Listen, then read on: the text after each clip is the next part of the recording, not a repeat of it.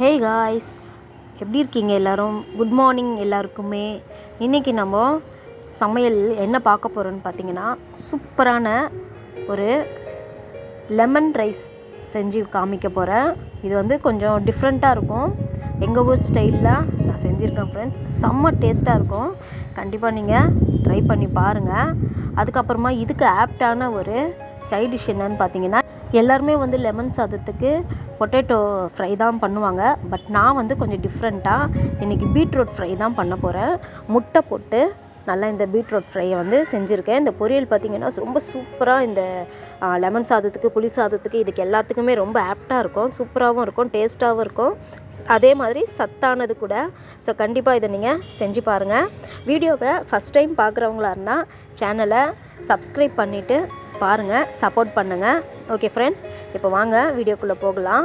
First பாருங்கள், நான் சாதம் வந்து வடித்தாச்சு. சாதத்தை நல்லா கொஞ்சம் பதமாக வடித்து எடுத்துக்கோங்க, குழைய விட்டுறக்கூடாது. ஸோ இன்றைக்கி ரொம்ப லேட் ஆனதுனால நைட்டு அடுப்பு எதுவுமே க்ளீன் பண்ணலை. ஸோ இன்றைக்கி பால் வந்து டீ போட்டதில் நிறைய பொங்கி அடுப்பு வந்து ஒரு மாதிரி ஆயிடுச்சு. இருந்தாலுமே நான் சமையலை முடிச்சுட்டு தான் இன்றைக்கி க்ளீனிங் ஒர்க்கில் இறங்க போகிறேன். முன்னாடியே வந்து அடுப்பை நான் க்ளீன் பண்ணி வைக்கல. இப்போ பாருங்கள், லெமன் சாதத்துக்கு ஃபுல்லாக லெமன் வந்து ஒரு 3 லெமன் எடுத்து இந்த மாதிரி ஒரு டீ ஃபில்டரில் ஒரு கப்பு கீழே வச்சுட்டு அதுக்கு வந்து ஃபில்ட்ரு பண்ணி எடுத்துக்கிட்டேன். அதுக்கப்புறமா பார்த்திங்கன்னா, இது தாளிக்கிறதுக்கு பார்த்திங்கன்னா ஒரு கைப்பிடி அளவு வேர்க்கடலை வறுத்து வச்சுருந்தேன். அதே போல் ஒரு கைப்பிடி அளவு உளுத்தம்பருப்பு, ஒரு கைப்பிடி அளவு கடலைப்பருப்பு எடுத்திருக்கேன். தாளிக்க கருவேப்பிலை, கொத்தமல்லி, பச்சை மிளகா, 2 பச்சை மிளகா பொடியாக நறுக்கி வச்சுருக்கேன். லெமன் ஜூஸ் ஆல்ரெடி புளிஞ்சுது எடுத்து வச்சுருக்கேன். மஞ்சள் பொடி, அதுக்கப்புறமா ஆஸ் யூஷுவல் எண்ணெய், கடுகு, இது எல்லாமே எடுத்து வச்சு தாளிக்க போகிறோம். இப்போ கடாய் அடுப்பில் வச்சுட்டு எண்ணெய் சேர்த்துக்கலாம். பாட்டிலில் ஊற்றின எண்ணெய் மீதி இருந்துச்சு அந்த கவரில், அதனால் அதையும் அப்படியே வேஸ்ட் பண்ண வேண்டாம். அதனால் அதையும் அப்படியே நல்லா கொஞ்சம் வடித்து ஃபில்ட்ரு பண்ணி எடுத்துடலாம். இப்போது எண்ணெய் சேர்த்தாச்சு. கொஞ்சோண்டு எண்ணெய் தான் சேர்த்துருக்கேன், ஒரு 2 ஸ்பூன் எண்ணெய் தான் சேர்த்துருக்கேன். இப்போ நம்ம எடுத்து வச்சுருந்தோம் பார்த்திங்களா, கடலைப்பருப்பு, உளுத்தம்பருப்பு, வேர்க்கடலை. ஆல்ரெடி வேர்க்கடலை வறுத்த வேர்க்கடலை தான், இருந்தாலும் இந்த எண்ணெயில் கொஞ்சம் ஃப்ரை பண்ணி தனியாக எடுத்து வச்சுக்கலாம்.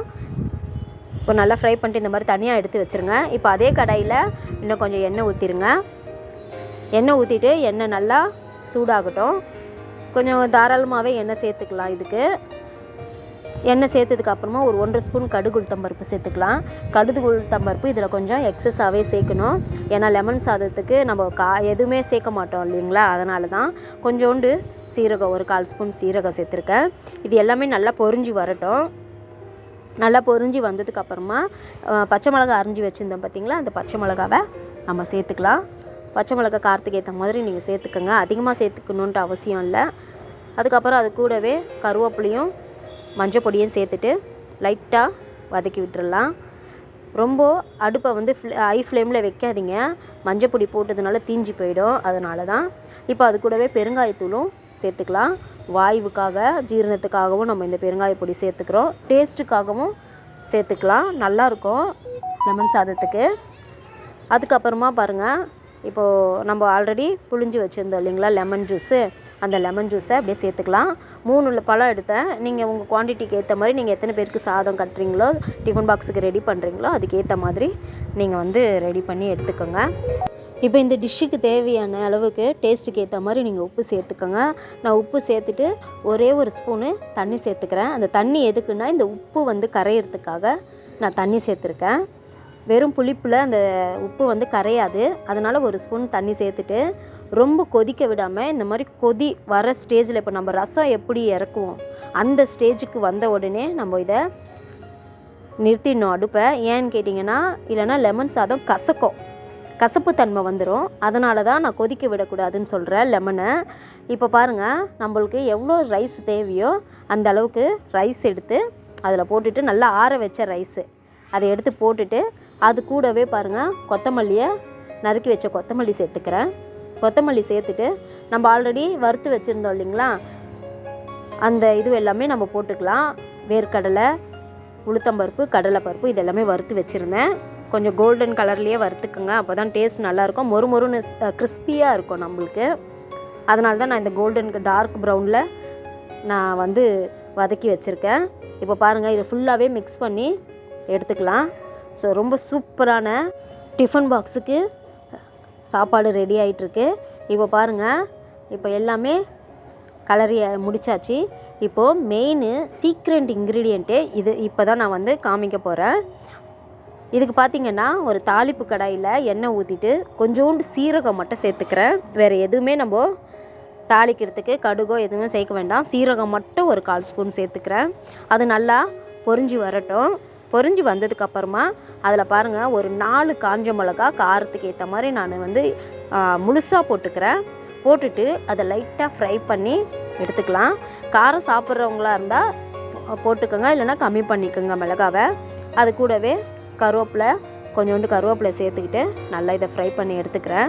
இந்த மிளகா பார்த்திங்கன்னா காரம் சாப்பிட்றவங்களுக்கு லெமன் சாதத்தில் நல்லா சைடிஷ்ஷாக நம்ம கடிச்சிட்டு சாப்பிட்றதுக்கு யூஸ்ஃபுல்லாக இருக்கும்.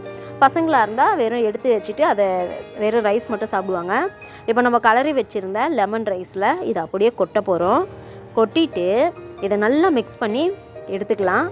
இந்த மாதிரி நீங்கள் செஞ்சு பாருங்கள், செம்ம சூப்பராக இருக்கும். ஒரு புதிய சாப்பாடு அதிகமாகவே சாப்பிடுவாங்க. பிள்ளைங்களாக இருந்தாலும் பெரியவங்களாக இருந்தாலும் அவ்வளோ டேஸ்ட்டாக இருக்கும், சாப்பிடுவாங்க. ஸோ இப்போது இதுக்கு வந்து சைட் டிஷ் தான் செய்ய போகிறோம். ஒரு கடாயை அடுப்பில் வச்சுட்டு எண்ணெய் சேர்த்துக்கலாம். இது வந்து நான் பீட்ரூட்டு சைட் டிஷ் தான், பொரியல் தான் பண்ண போகிறேன். எண்ணெய் நல்லா சூடானதுக்கப்புறமா கடுகு உளுத்தம்பருப்பு சேர்த்துக்கிறேன். ஒரே ஒரு பெரிய வெங்காயம் இந்த மாதிரி சின்ன சின்னதாக கட் பண்ணி வச்சுருக்கேன். இந்த சின்ன வெங்காயத்தை சேர்த்துக்கலாம். சேர்த்துட்டு கொஞ்சோண்டு கருவேப்பிலையும் கூடவே போட்டுட்டு ஃப்ரை பண்ணலாம். நல்லா இதை வதக்கி எடுத்துக்கலாம். வெங்காயம் வந்து டிரான்ஸ்பரண்ட்டாக கலர் மாறி சேஞ்ச் ஆகிற வரைக்கும் வெயிட் பண்ணலாம். நல்லா வதக்கி எடுத்துக்கோங்க. ஸோ இந்த பொரியல் எல்லா விதமான டிஷ்ஷுக்கும் வந்து செட் ஆகும். சாம்பார் அந்த மாதிரி கூட செட் ஆகும். நல்லா காரக்குழம்பு எல்லாத்துக்குமே சூப்பராக இருக்கும். இப்போ பாருங்கள், துருவி வச்ச பீட்ரூட்டை நான் சேர்த்துக்கிறேன். நான் 1/4 கிலோ பீட்ரூட்டு நான் எடுத்து நல்லா கழுவி நல்லா சீவி வச்சுருந்தேன். அதை அப்படியே சேர்த்துக்கலாம். இதில் தண்ணி அதிகமாக வந்து நம்மளுக்கு வரும், அதனால் நம்ம தண்ணி ஊற்றி வேக வைக்கணுன்ற அவசியம் இல்லை. இப்போ தேவையான அளவு உப்பு சேர்த்துக்கலாம். உப்பு சேர்த்துட்டு நல்லா ஃப்ரை பண்ணிக்கலாம்.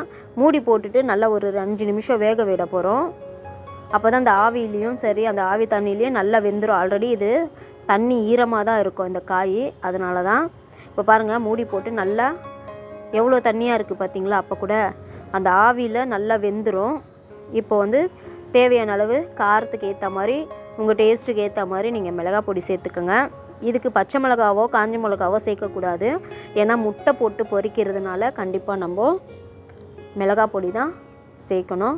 மிளகாய் பொடி சேர்த்தாச்சு. அது கூடவே கொஞ்சோண்டு மஞ்சள் பொடியும் சேர்த்துக்கிறேன். மஞ்சள் பொடி ஏன் சேர்க்குறேன்னா, நான் முட்டை சேர்க்க போகிறேன், அதனால தான் மஞ்சள் பொடி சேர்த்துருக்கேன். அந்த கவுச்சி ஸ்மெல்லு எதுவுமே இருக்காது, ரொம்ப டேஸ்ட்டாக இருக்கும். இப்போ பாருங்கள், நல்லா இதை வதக்கிட்டு ட்ரை ஆனதுக்கப்புறமா ஒரு 2 முட்டை நான் உடச்சி ஊற்றிக்கிறேன். உங்களோட குவான்டிட்டிக்கு ஏற்ற மாதிரி நீங்கள் முட்டை எத்தனை வேணுமோ அத்தனை நீங்கள் போட்டு செஞ்சுக்கோங்க. இப்போ 2 முட்டையை நல்லா உடச்சி ஊற்றிட்டு நல்லா வதக்கி விட்டுடலாம். இப்போ ஸ்டார்டிங்கில் இந்த மாதிரி தான் ரொம்ப கொஞ்சம் கொலன்னு இருக்கிற மாதிரி இருக்கும். பட் ஆனால் இது அந்த முட்டை நல்லா வெந்ததுக்கப்புறமா பாருங்கள் எப்படி இருக்குன்ட்டு. பாருங்கள், இந்த மாதிரி கொஞ்சம் கொஞ்சமாக நம்ம மிக்ஸ் பண்ணி எடுத்துக்கலாம். அடுப்பை வந்து சிம்லேயே வச்சுக்கோங்க. எவ்வளோ உதிரி உதிரியாக பொடி பொடியாக இருக்குது பார்த்திங்களா. ஸோ ரொம்ப சூப்பராக இருக்கும். இது ரசம், சாம்பார், இந்த மாதிரி வெரைட்டி ரைஸு, தயிர் சாதம் எல்லாத்துக்குமே ஆப்டாக இருக்கும். இந்த பொரியல் செம்ம டேஸ்ட்டாக இருக்கும். என்ன ஃப்ரெண்ட்ஸ், இன்றைக்கி என்னோடய வீடியோ, என்னோடய சமையல் பிடிச்சிருந்தா ஒரு லைக் பண்ணுங்கள். செஞ்சு பார்த்துட்டு சாப்பிட்டுட்டு பிடிச்சிருந்தா மட்டும் சப்ஸ்கிரைப் பண்ணுங்கள். இப்போ எங்களுக்கு மட்டும் சாம்பார் செய்ய போகிறேன். சாம்பார் வந்து ரொம்ப சிம்பிளாக தான் செஞ்சுருக்கேன். பாருங்கள், பருப்பு, எண்ணெய், வெங்காயம், தக்காளி, பூண்டு, பச்சை மிளகா இது எல்லாமே இந்த பருப்பு கூடவே போட்டிருக்கேன். ரொம்ப சிம்பிளான ஒரு சாம்பார் தான் செய்ய போகிறேன். ஸோ இந்த சாம்பார் காமிக்கிறதுக்கு டைம் இல்லை, ஸ்கூலுக்கு லேட் ஆகுது, அதனால் நான் செஞ்சிட்டேன். பாருங்கள், இப்போ வந்து இதை அப்படியே மூடி போட்டுட்டு வேக வச்சு தாளிச்சிட்டா சாம்பார் ரெடி ஆகிடும் ஃப்ரெண்ட்ஸ். ஓகே ஃப்ரெண்ட்ஸ், இன்றைக்கி இவ்வளோ தான் என்னோடய சமையல். மறுபடியும் அடுத்த வீடியோவில் சந்திக்கிறேன். பாய் ஃப்ரெண்ட்ஸ், தேங்க்ஸ் ஃபார் வாட்சிங்.